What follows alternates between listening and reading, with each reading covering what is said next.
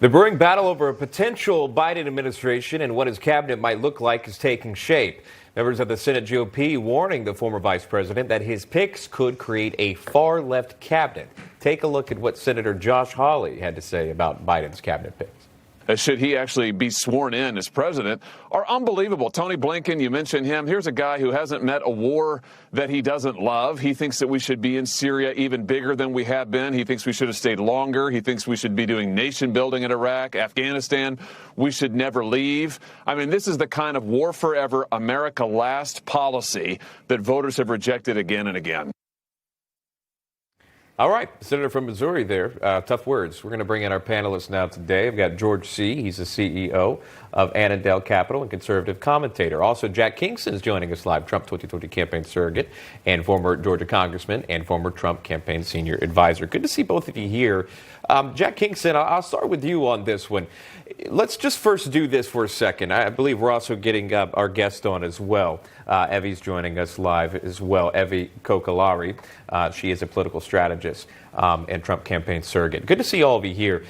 Evie, actually, I'll start with you on this. Let me show you the picks. These are Biden's potential picks for various cabinet positions. We've heard of many of these here. Look at the names you recognize. Anthony Blinken, John Kerry, obviously many more here. Ron Klain. These names stand out. Is this a repeat, Evie, of Obama-Biden years? It is a repeat, and it's going to be much worse than what we've seen in the past because this time around, I guarantee you, we're going to be run by China, by George Soros, and you're going to see new names that are going to come in play that are going to do the games of Iran and China and definitely George Soros, and it's not going to be pretty. Jack Kingston, your thoughts on this? I know you recognize these names. You spent a lot of time in office. Yes, Sean, I think what the word is in Washington is that this is, in fact, a third term of the Obama administration. These are people who are very motivated right now to roll back everything that Donald Trump has done, especially anything that they think was one of their hallmarks of the Obama days. So they are experienced, they know Washington, they're capable, and they're going to be very, very effective. And to me, this is why the Georgia Senate race is so important, because if Republicans control the Senate, we can stop the unchecked power that the left will have. Automatically, any nominee is going to be more moderate. So I hope that the Senate doesn't confirm anybody until after the Georgia Senate race, and I hope that we win that so that we can put some moderation into the Biden administration. George C., I'll bring you in on the conversation. Your thoughts on this?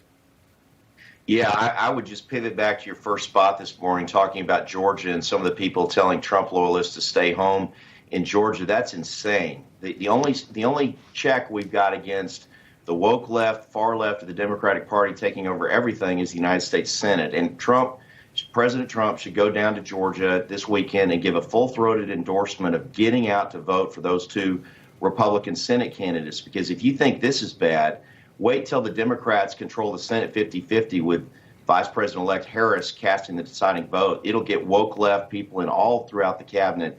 We've got to control the Senate. And I look at John Kerry on that list. How tired are these kind of appointments? Who's next from them? Al Gore?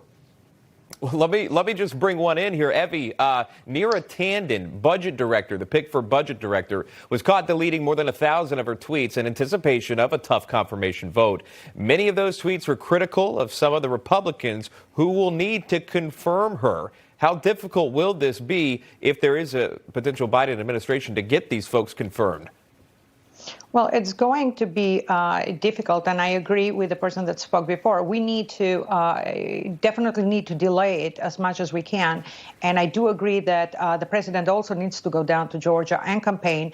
But the reason that people are saying, certain people are saying for the folks to stay home is because are we going to go through the same election in January in which we have a rigged system? What they are trying to do right now is to get the governor of Georgia to look into the system, change the way that we are voting, and possibly get rid of Dominion in Georgia. Other than that, we shouldn't even come to the point in which Biden's picks are being nominated and confirmed, because we cannot have Biden back. This belongs, the second term belongs to President Trump, and we need to fight it as much as we can.